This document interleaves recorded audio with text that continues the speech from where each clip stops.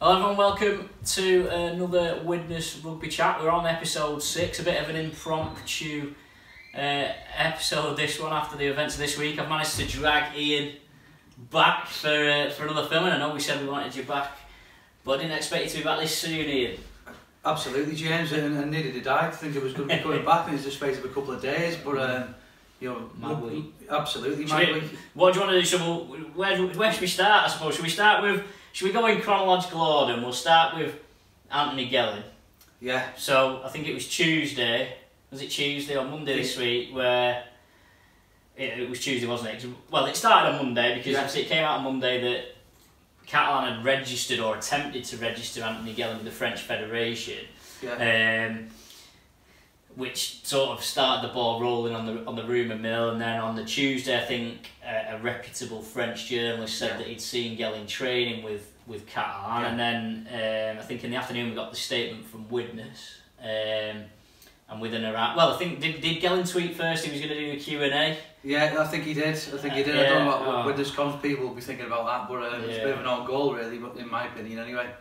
Yeah, I mean, so Gelling did his Q&A, and then the statement came out where basically Widnes was saying they're aware of the reports that he's with Catalan or training with Catalan or whatever, but that he's still contracted to Widnes and they're still expecting him to report to pre-season training. What was your take on all of that? Well, I think we can sum it up very succinctly to say it was all a bit of a mess, to be honest with you. I don't think it's done either of the parties, and I'll probably say let's roll in Catalans in this as well, because their hands are looking a little bit dirty as well. Bruno Onsantiente from The Independent, he, as you say, he's a very reputable journalist, and he wouldn't be getting his facts wrong on stuff like this. So something, is it untoward? Am I right in saying untoward? But something a little bit iffy, if I can put it in Widnesian terms, has certainly happened. Then Gelling goes and does this Q&A on Twitter. Gets fans excited, and then he kind of deflates others, but it's all up in the air. No one knows exactly what's going on, and I'm sure the lad was saying about he's got visa issues with his family. That may be the case, but it's not the right forum to... Well, it's not. But I mean, I think ultimately he said that well, I think somebody asked him, does he see himself playing for Widnes in 2019, and he said no. I mean, he was quite firm with that. I think the whole situation surrounding Gelling has probably been badly managed, by... I mean, I guess I have a bit more sympathy with the club now than maybe I did this time last week, only because ultimately the fact of the matter is Widnes have signed Gelling. Yeah. None of us really know what the contract states. Yeah. None of us really trust to a degree what James Rule says sometimes, because there has been issues in the past where he said things and perhaps the opposite's being true. Yeah. As far as he was concerned, Gelling was going to come and play in the Championship, and you would imagine that if the contract hadn't been to play in the Championship, that Widnes probably would have come out and said that was the case, such as being the length of time, between the end of the season and now.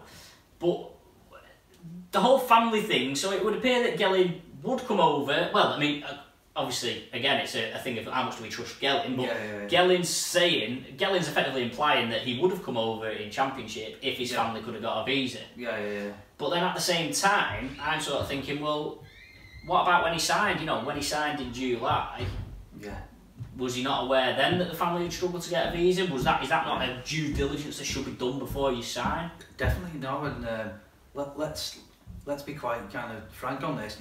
Gelling was coming all the way back in June to a Championship club, and he should have had his own house in order. Maybe Widnes should have done the spot checks a little bit deeper. I don't know the ins and outs of it, but wrapping it up, quite quickly, James. He's not going to be in Widnes colours next year, and it's debatable, highly unlikely that he's ever going to play for Widnes again, in my opinion, because he's going to sign for someone, probably Catalans. It's likely to be Catalans. You can get visas a little bit more easy there. There's a few more loopholes, I'm told, that you can get people in and out there.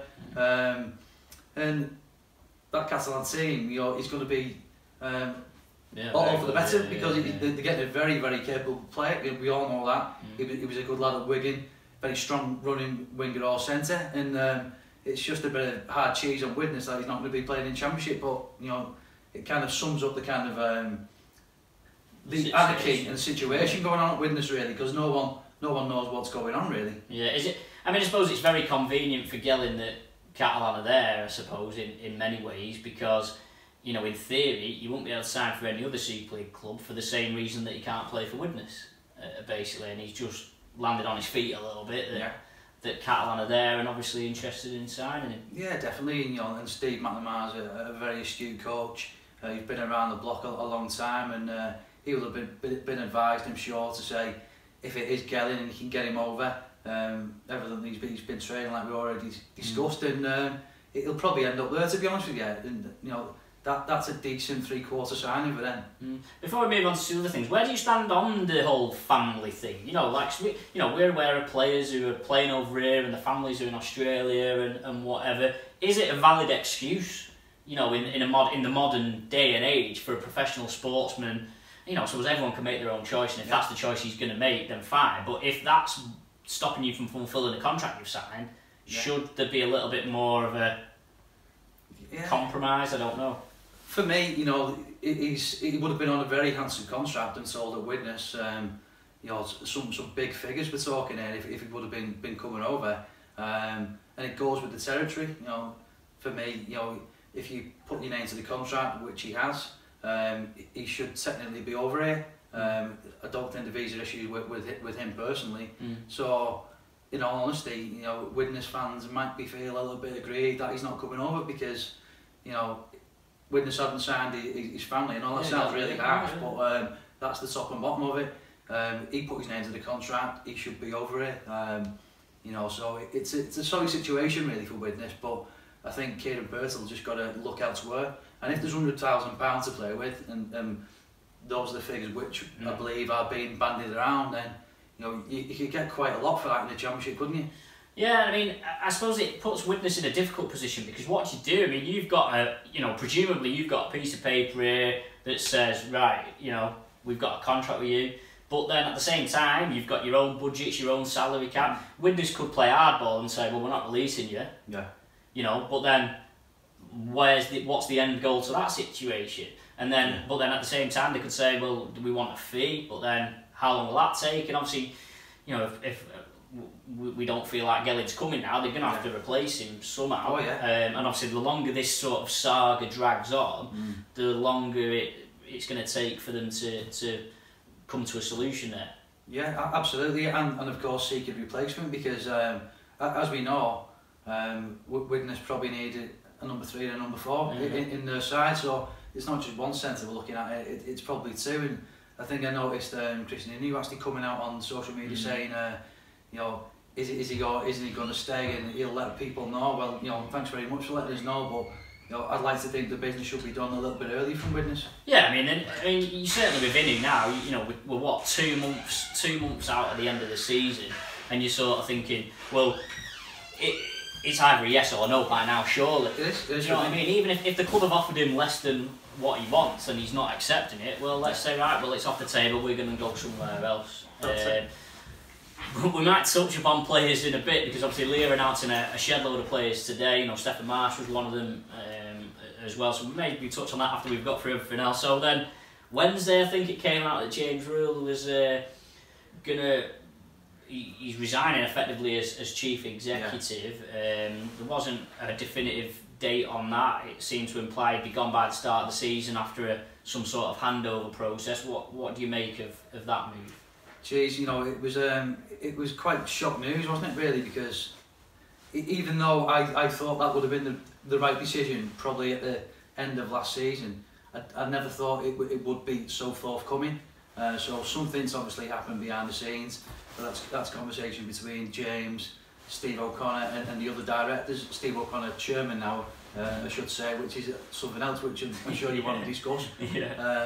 But the whole thing did come as a slight bit of a shock, but I think for some Widnes fans, they kind of got what they'd wished for. We all know Widnes was in that situation coming into the season where the fans weren't happy we spoke last week about fan engagement being so low and that disconnect. A lot of people didn't like the way James operated, kind of rubbed people the wrong way. We can probably go back to when James got shut at Paul Hansbury. There was a big furore, extravaganza, call it what you want, about that kind of dismissal. Having Paul been there as a mascot, a lot of people kind of saw that as a very ruthless act, and I know rugby league's a business, and it is a business, but perhaps there was a little bit of room for sentiment there as well, and that guy did a good job in my opinion. I don't know the ins and outs of what went on there, but and I wouldn't want to comment on specific cases, but ultimately James is left, or he's leaving the building, and it could well be that the O'Connors follow him soon. Yeah, I mean, the thing with James Rule, and obviously I'd love at one point to maybe get him on and speak to him, because I feel like he got to a point where I think I said this last week, where I thought there was no way back for him. I think he got to a point where there was that much fan sort of aggro against him that there was no way back. There was no way he was ever going to claw it back. No. Now, obviously, you can look at how it's got to that point, and I think there are some things that maybe he gets blamed for that aren't his fault, but then I think he's not helped himself in some of the things that he's come out with and done. And like, you give that example where, I didn't know Paul Hansbury, and some people might say that as well, why are you talking about that? But I think it's fine to do things like that when you're in a big business and a big city club, but when you're a small community club like Widnes are, it's very difficult. But I just think even little things like obviously the way that fans and sponsors are being alienated, and I understand that there's obviously been budget restrictions and stuff that have probably held James Reel back, and he's probably ended up taking a bit of flack for other people, but I still think that the way it's all being handled could have been a lot better. I suppose one of the main questions is sort of why now. It's 2 months after we got relegated. It's last year survived relegation. We're in the lower league now, and it's like, what has triggered it to happen now rather than 2 months ago or even 12 months ago? Well, I think it's a case of this is the straw what brought the camels back. I think in regards to James Reel, and let's face it. The fans did give him a real hard time. For them to be kind of rolling banners out and having social media campaigns to say, let's get James Reel out and Rule out, hashtag all this type of stuff, that's got to kind of take its own effect on a person, and maybe there's a little bit of that as well, because no one wants to be criticised. No one wants to be kind of judged a failure, but when you look at it, the past 2 years at Widnes has been a complete write-off in my opinion, and I've got to say a failure. When look at 2014, Widnes were on the real edge of something big, but from then on it's kind of spiralled out of control. And I mentioned the word like sleepwalking into relegation.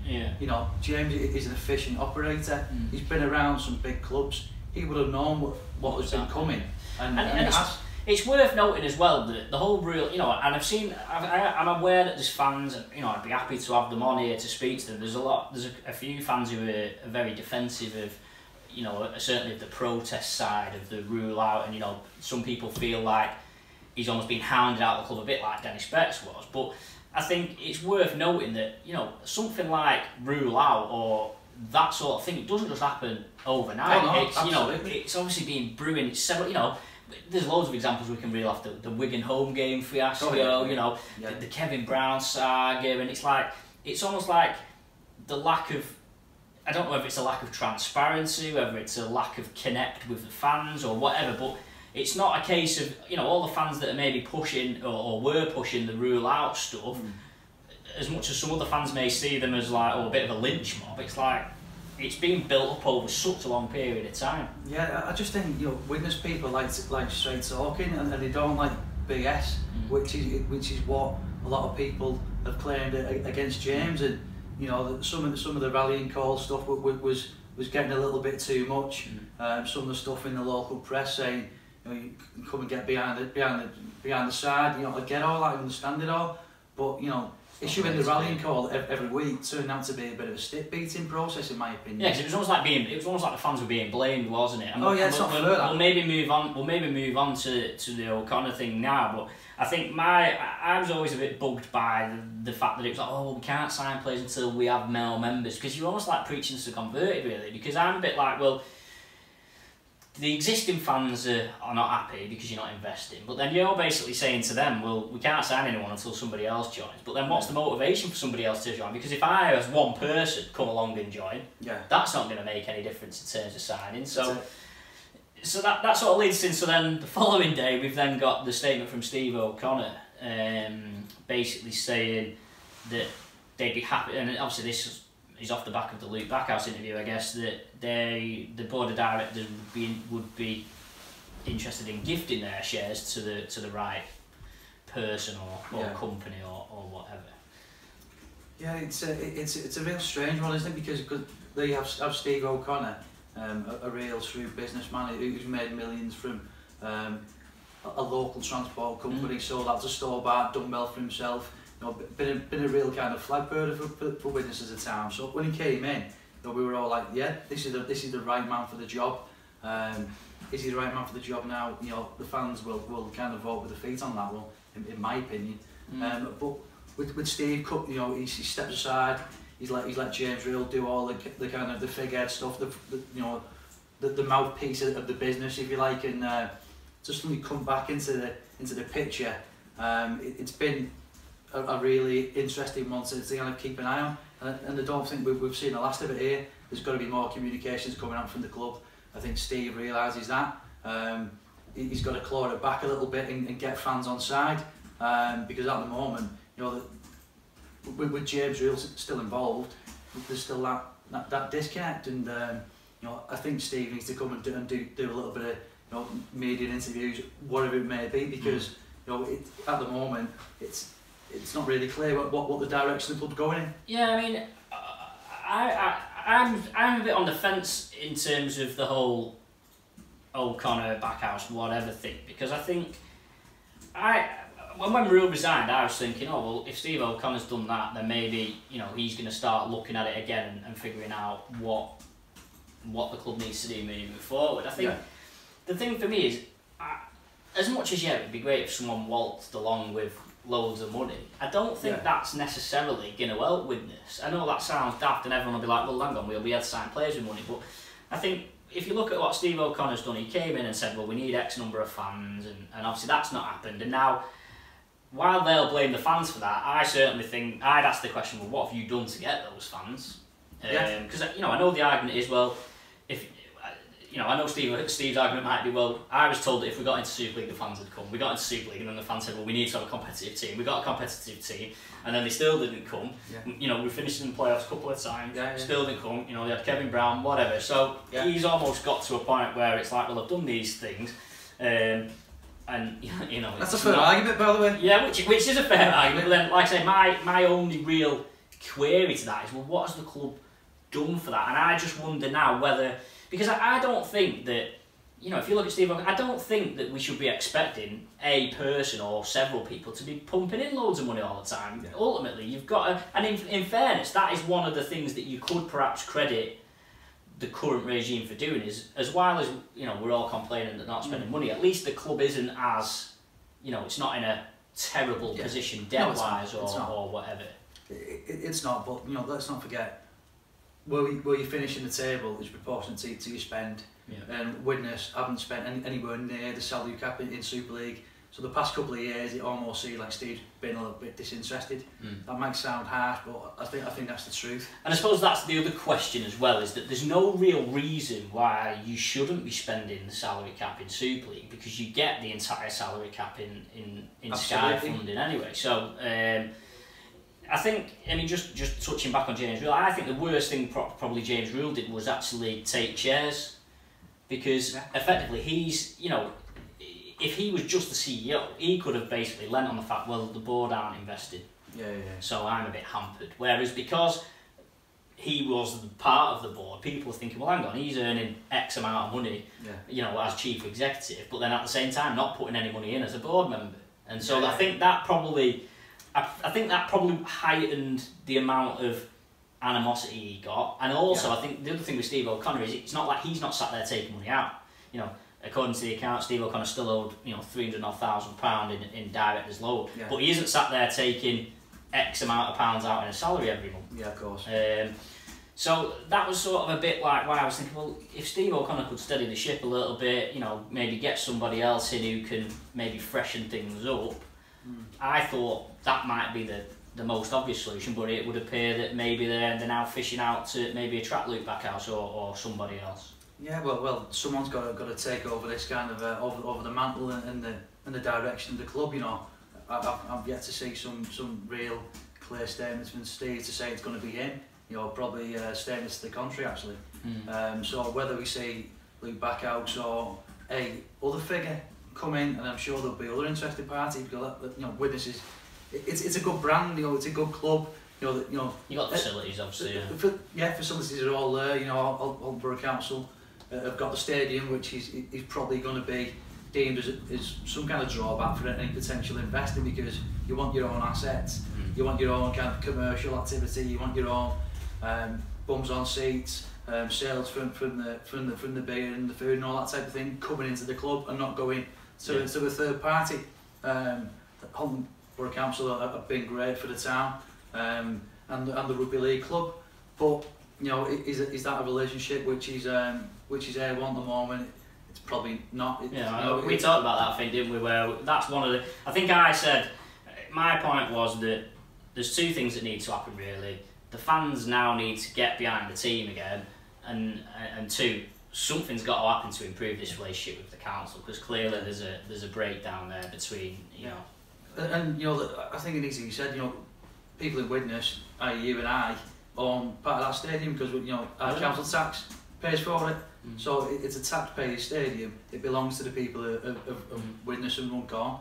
And ultimately, if Widnes Rugby owe the council money, they're effectively taken out of the purse of the people, if you like. Absolutely. It's something which does need to be addressed. But let's not forget, is it a really good stadium? Is it all singing, all dancing Super League outfit like we see at Leeds? Probably not. But when we get back there, who's to say we can't do the big rugby league extravaganzas, if we can get my words out, and all the international fixtures what we used to have in the past. Yeah, I mean, so obviously the situation now, and presumably, I've spoken to a few people sort of the last couple of days, and I believe that there's expectations that more stuff's going to happen, but the issue appears to be, certainly from speaking to Luke Backhouse, and also reading his tweets, is obviously this director's loan, the liabilities, if you like, of the club, which include a significant director's loan to Steve O'Connor. Now, obviously that's as per the latest accounts that we can see, so in theory he could have reduced, in this period of time. Yeah. Is it worth Luke Backhouse or anybody else coming in and paying 350 grand just to take over Widnes? Because as much as it's the name, the heritage, the licence, whatever you want to call it. Yeah, well, for me the answer to the question would be yes, because someone has got to do it. We believe Luke has got deep pockets and he's willing to kind of to put in, and if he's willing to do that, then let's see it. Let's see the proposal. Let's see the figures. I'm sure he'll be kind of number crunching with his accountants and putting a proposal together for Steve O'Connor, because something needs to happen. We can't be in a situation where the club becomes kind of rudderless, i.e. James moving on and before the season and we're in that state of limbo. I don't think that's fair to the club. I don't think it's fair to stakeholders. It's certainly not fair to the fans who are buying strongholds and trying to put their money into Widnes. We need someone to say, yeah, this is my money, and I'm putting it back. This is what I'm putting into the club, and this is my objective, and this is where I'm going to get you. These are the intentions. And there's obviously a lot of speculation all the time about various things, whether it be the Kevin Brown transfer fee, whether it be certain people's salaries. And while I don't expect complete transparency, has this regime almost become a victim of their lack of reasonable transparency in terms of, well, you know, you didn't tell us how much you got for Kevin Brown, and you didn't really tell us where it's gone. We get sort of loose quotes and comments from James Rule in statements or in press which refer to it, but they never really, it's never quite black and white, and that's almost like come back to haunt them a little bit, because then it's meant that the whole rumour mill or speculation or the anger towards it just gets bigger and bigger. I absolutely agree. You know, there's been far too much grey in James Rule's tenure at the top. You know, at first I'm sure fans of it were really excited that Steve brought James in, but it's turned out. I'm not sure about that. Well, you know, he's still banned from rugby league when Widnes took him. You know, there is that point, and I'm sure people in Hull have got another opinion, by the way, and anyone who's read Judas, Paul Cook's book, written by Adrian Durham and TalkSport, then they will get a view of what James is about, allegedly. But having said that, you know, it wasn't all bad from James. Not wrong. There was some good bits, but there's probably too many bad bits which kind of outweigh the good stuff. And I think to be fair, some of the and I guess the point I'm trying to make is, I guess some of the bad bits have almost been escalated. Well, they have, because of the lack of transparency around them in many ways. You know, if he could have, like the whole Gelling situation could have been shut down weeks and weeks ago. Oh yeah, absolutely. You know, as an example. One interesting sort of other point to throw into the mix was is how the club has been affected by the change from the licensing to promotion relegation. Because of course, when Steve O'Connor became involved, his first year was the last year that was promotion relegation, and then when in fact no, which 2008 was it? Oh yes, there was no promotion relegation that year. It was licensing. So every year since O'Connor took over, it's all been based on licensing up until 2014. And then since then it's changed. Does that coincide with the lack of interest, or rather the drop in interest from Steve O'Connor, perhaps? I think that's got something to do with it. But you know, I'd like to think there's a proper strategy behind all this. So we knew that the system was going to change from licensing to what it is prior to 2018. So you know, for me, that doesn't wash. You know, they've got to react to it. Yeah, you've got to react to it. As much as it's changing where the goalposts are. Ultimately, it's the same for everyone else. Definitely, you know, it's again, you know, I think it just goes back to that kind of lack of transparency. You know, the too many grey areas. Not so much the right communication, in my opinion. You know, we've done some great stuff in the community, but which is fantastic, and I really approve of it. But what does that mean actually on the pitch? What does that mean on our gate? Are we getting more people through the doors? Are we getting a better squad because of it? Because ultimately, we paid because we had the worst squad over the past 2 years, and that's through lack of investment, you know, and lack of idea really. And just before you go on there, I think one person will be able to tell us all this, and it's not been mentioned yet, is Dennis Betts. I believe Dennis has promised John Lawless from Liverpool Echo an interview at some point where he's going to hopefully lift the lid on some of this stuff, because you know, Dennis has got a little bit of, you know, of muck on his hands, you know, because but on the other side of the coin is Dennis was only given the tools to do the job what he was given, you know. So he was up against it. I certainly think Dennis Betts' reputation has been affected by it. Yeah, definitely. And I think, you know, and there's still Widnes fans who don't rate him as a coach, and that might be a fair assumption. But I think that Dennis Betts is a far better coach than what Widnes fans give him credit for. And I think he's probably been fighting in, like you say, in this sort of context or whatever you want to call it around him, and so it would, you know, it'd be really interesting to see what. Absolutely, you know, that will be a scoop for whoever. Maybe Dennis can come in here and sit on the sofa with us and speak to him. A couple of other things that have sort of cropped up this week, and they sort of tie into the licensing, they sort of tie into transparency. Danny Walker and Matt Whitley, two players that have come through Widnes' academy and left this year. Now, according to, you know, the RFL operational rules, etc., etc., Widnes should receive compensation for both of these players because they offered them equivalent deals. There's an implication that on Twitter, and I've spoken to people at I've spoken to people at Warrington, I've spoken to people at Catalan, and I've been given a figure by contacts at Warrington as to how much they've had to pay for Danny Walker. Catalan have been a little bit more cagey around that sort of thing. If you go right by the book, if you go through the RFL operational rules and you try and work it out, I would expect anywhere in the region of 100,000 combined for them two players. Yeah. The implication is that there's nowhere near that amount gone in. But again, is the fact that we're having to answer these questions and wonder these questions another example of the transparency? Because again, you look at the central funding, the parachute payment. Yeah. We're told constantly that there's no money. But then at the same time, no one can really see where any money's going. Well, maths is my strong point, but look at what we got last year. Apparently, we've got this £500,000 parachute payment from the RFL, which James voted for. So thank you very much, James, for that. Yeah. But then we've got £700,000, so that's 1.2 million. Add to your 150k.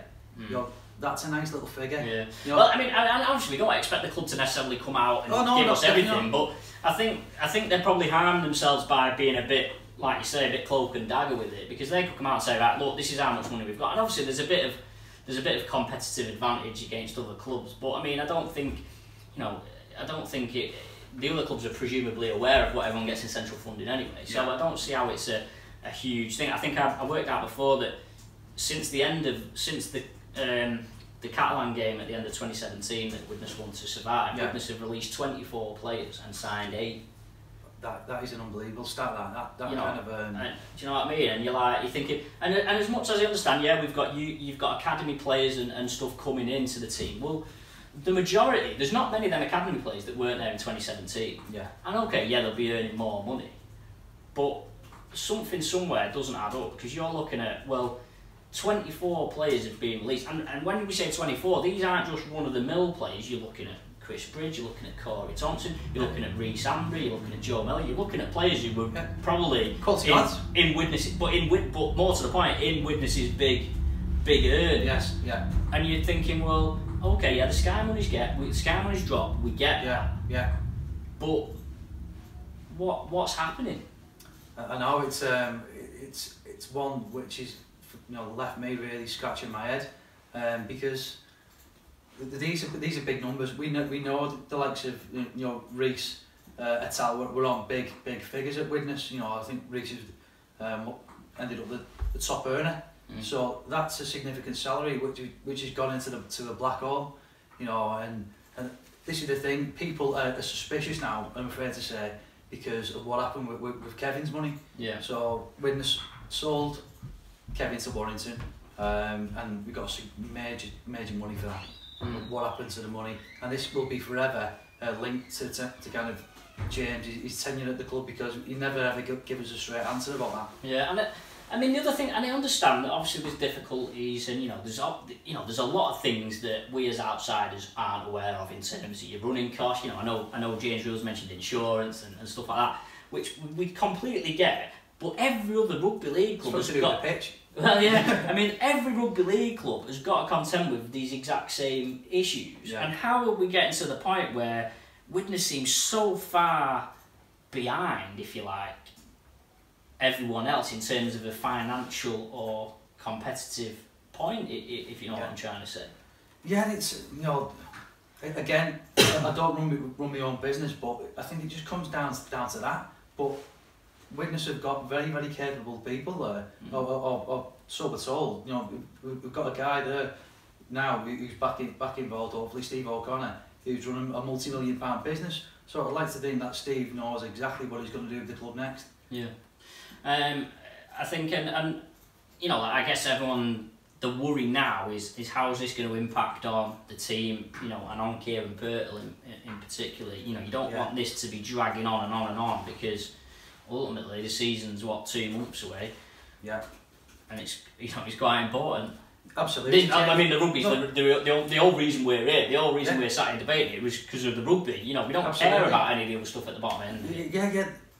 That's exactly it. But at Widnes at the moment, it just seems to me that the rugby's playing second fiddle to the off-the-field sideshow, which is really disappointing because, end of the day, we're all Widnes fans, we're all rugby league fans, and that's the stuff you want to be talking about. You want to be talking about the financials, you know, the kind of poor running and administration of the club. You want to be talking about Widnes getting back up to Super League, which is where they belong, and give Kieran the tools to build a good team. You know, I feel for Kieran at the moment because he's gone from Leigh, and it's like the case of out of the frying pan and into the fire at Widnes. And Widnes is a far more stable club than Leigh. I'll say that, but he'll be thinking, you know, am I going? Yeah, what got myself into it? Am I going to go around again? I'm sure he isn't, by the way, but you know, it's got to be a concern for him. You know, that, you know, he just wants to focus on the rugby league. But I'm sure at the back of his mind he's thinking, what's going to go on? Who's going to come on? Is that person going to fancy me? Is he going to give me a break? Am I going to be out within 3 months if I don't get the right results? You know, it's all that type of stuff, which unfortunately does happen. You know, it happens more in football than rugby league, but there'll be a trigger point somewhere. And then the other, I suppose, the other point to all this is that we still think that Widnes need 3, 4, 5 players. And it's like, is that now going to become, you know, is that something that's going to happen now? Because, you know, ultimately it's going to be left to, you know, with all the other stuff going on, is that's going to go down the list of priorities maybe? And, you know, I suppose you could say, well, why would they risk money or whatever on signing more players if they're going to sell the club? And this is why, you know, this needs to be sorted out sooner rather than later. If Steve's going to leave, if someone's going to come in and give him the £300,000 to say bye, and that the whole directorship, and I'm led to believe, goes. So that's your, you know, your Munsons, your Brian O'Connors, Roddy Snedden, I believe. That's, we can only say those, not those names, because they're the people on the board. So if Luke Backhouse or another person comes in and says there's £300,000, I take it those individuals will actually leave the club and Luke will bring his own people in, or whoever it may be. But that all needs to happen soon, so we can get on with the rugby league and the bit which why we're sat around this table. Yeah, I mean, it certainly doesn't sound like something that's going to happen in 2 months, unfortunately, which then, you know, you've got to think, well, how can they... I suppose we're just going to have to sit tight and see. Absolutely, you know, and you do have to be careful what you wish for. You know, we have seen in rugby league, you know, at certain clubs, both sides of the Pennines, where clubs have had their hands kind of burnt because that person wasn't the right individual. And I'm not saying that about anyone interested in Widnes, particularly Luke, because he's a really credible businessman. However, it has gone before. Yeah, I think, like I said, I think I'm certainly on the fence with, you know, whether it needs someone to come in. Does it need someone to come in and throw loads of money at it, or does it just need someone to... I don't think necessarily that Steve O'Connor was a million miles away from what he needed to be doing. They've just completely... I think it's more the relationships with fans and sponsors that if they'd have been managed better, the club would probably be in a far better position than it is now. And so that's where, you know, I agree. You know, you look at Derek Beaumont, you look at Kukas, they chuck loads of money at players and they've not got anywhere. And it's like, well, there's no point in us doing that as well. But obviously, the way that things are being run at the moment clearly isn't. Well, we've gone backwards. You know, exactly. We have gone backwards. You know, both on the field and off the field. But you know, look at those first 2 or 3 years when Steve was there. You know, bright-eyed and bushy-tailed. He came with his money and he's pumped, you know, millions into the club, which you credit to him. He saved the club from absurdity. You know, the club's on its knees. So we've got to say that for the record. Well, and also worth remembering the investment that he put in. You know, rejected it in 2008 for the licence, but then he could have walked away, but he stayed. They invested in the academy, and I know we touched on this last week. They invested in the academy for 3 years in the Championship, well, 4 years in total in the Championship, and it's like now they're sort of reaping the rewards, or trying to reap the rewards of that.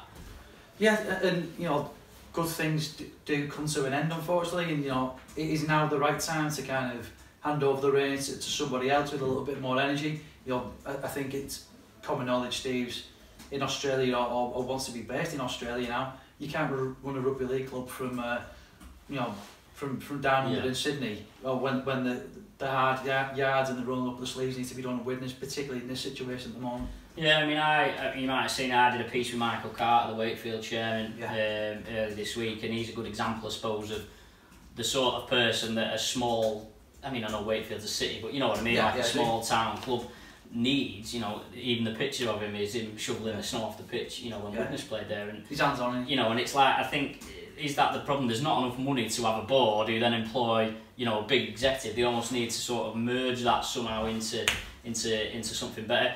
Ian, thanks for coming in again. No problem. Hopefully you won't be here, well, I say, well, you're not going to be here next week because you're on your jollies, but hopefully there won't be as many dramas next week and you won't be back. But yeah, thanks for watching. Let us know what you think. Hopefully we may see some movement and some news over the coming days, certainly on the player front, but we'll see. I have approached the club about maybe speaking to James Rule and Steve O'Connor, but unfortunately not at this time was the response. So I'll sort of keep, you know, obviously I'm always open to sitting down with anyone, so hopefully at some point in the future we'll get someone of that ilk onto the show to maybe give a bit more of the transparency perhaps, or answer some of the questions that maybe have rumbled on a bit too much in terms of, you know, a bit like Chinese whispers in some respects. So keep an eye out for that. Please do share, like, subscribe, comment to the channel, and we'll be back next week. Thanks for watching.